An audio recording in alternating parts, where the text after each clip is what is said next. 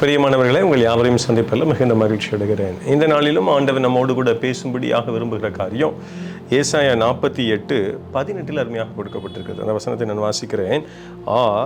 என் கற்பனைகளை கவனித்தாயானால் நலமாயிருக்கும். அப்பொழுது உன் சமாதானம் நதியைப் போலும் உன் நீதி சமுத்திரத்தின் அலைகளைப் போல இருக்கும்.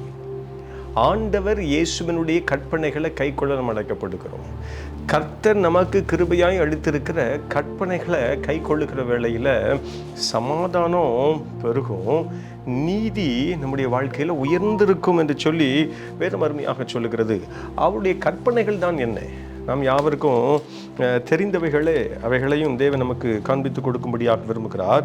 மத்தேயு 22 அதிகாரத்தில் 37, 38, 39 அந்த வசனங்களை நான் வாசிக்கிறேன். இயேசு அவனை நோக்கி, உன் தேவனாகிய கர்த்தரிடத்தில் உன் முழு இருதயத்தோடும் உன் முழு ஆத்துமாவோடும் உன் முழு மனதோடும் அன்பு கூர்வாயாக. இது முதலாம் பிரதான கற்பனை. இதற்கு ஒப்பாய் இருக்கிற இரண்டாம் கற்பனை என்னவென்றால், உன்னிடத்தில் நீ அன்பு கூறுவது போல பிறனிடத்திலும் அன்பு கூர்வாயாக என்பது. எனக்கு அன்பான சகோதரனே, சகோதரியே, பழைய ஏற்பாட்டில் ஆண்டவர் 10 கற்பனைகளை கொடுக்கிறார். புதிய ஏற்பாட்டில் ஆண்டவர் இயேசு அருமையாக 2 கற்பனைகள் நமக்கு காண்பித்து கொடுக்கிறத பார்க்க முடிகிறது.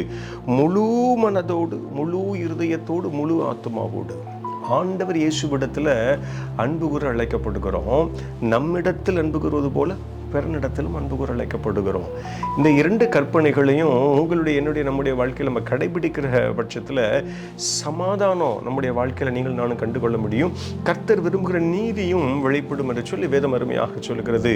இன்னும் நேர்த்தியாக பழைய ஏற்பாட்டில் பார்த்தீங்கன்னா ஆண்டுடைய வார்த்தைகள் ரொம்ப அருமையாக நமக்கு காண்பித்து கொடுக்கப்பட்டிருக்கிறது. உபாகமம் 30 அதிகாரத்தில் 16வது வசனத்தை நான் வாசிக்கிறேன். நீ பிழைத்து பெருகும்படிக்கும் நீ சுதந்திரிக்க போகிற தேசத்தில் உன் தேவனாகிய கர்த்தர் உன்னை ஆசீர்வதிக்கும்படிக்கும் நீ உன் தேவனாகிய கர்த்தரிடத்தில் அன்பு கூறவும் அவர் வழிகளில் நடக்கவும் அவர் கற்பனைகளையும் கட்டளைகளையும் நியாயங்களையும் கை கொள்ளவும் நான் இன்று உனக்கு கற்பிக்கிறேன். கற்பனைகளை கை கொள்ளணும். அதைத்தான் வேதம் அருமையாக காண்பித்து கொடுக்கிறது. நீங்களும் நானும் நாம் வாழுகிற தேசத்தில் மகிழ்ந்திருக்கவும் தேவன் நமக்கு வைத்திருக்கிற ஆசீர்வாதங்களை பெற்றுக்கொள்ளவும் என்ன செய்யணுமா? கற்பனைகளை கை கொள்ள வேண்டுமா? இன்னும் நேர்த்தியாக ஒரே ஒரு வசனத்தை மாத்திரம் பார்க்க கர்த்தர் கிருபை செய்வாராக.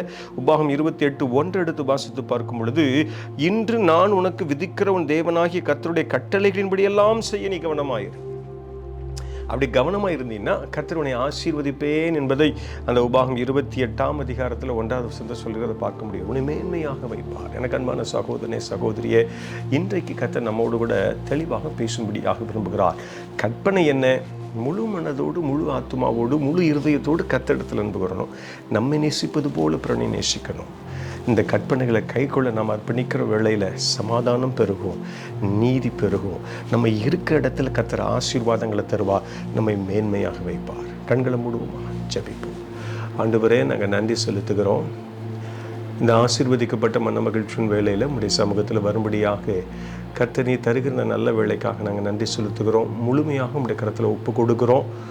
ஆண்டவரே, உம்முடைய கற்பனைகளை நாங்கள் கை கொண்டு நீங்கள் எங்களுக்கு வைத்திருக்கிற ஆசீர்வாதங்களை ஆம் என்றும் ஆமீன் என்றும் நாங்கள் பெற்று அனுபவிக்க கர்த்தர் எங்களுக்கு உதவி செய்யுங்க. இணைந்திருக்கிற தேவ பிள்ளைகள், இதை கேட்கிற தேவ பிள்ளைகள் ஒவ்வொருவரையும் கர்த்தர் ஆசீர்வதிங்க. இதை கேட்கிற யாராக இருந்தாலும் ஒவ்வொருவருக்கும் உம்முடைய நிறைவான திவ்ய ஆசீர்வாதங்களை தங்களுடைய வாழ்க்கையில் அவர்கள் பெற்று அனுபவிக்க கர்த்தர் உதவி செய்யுங்க. செய்கிறபடினாலும் உமக்கு நன்றி. இயேசுவின் இன்ப நாமத்தில் ஜெபிக்கிறேன். ஜெபங்கேளும் எங்கள் ஜீவன் உள்ள நல்ல பிதாவே, ஆமென். Thank you. God bless you all.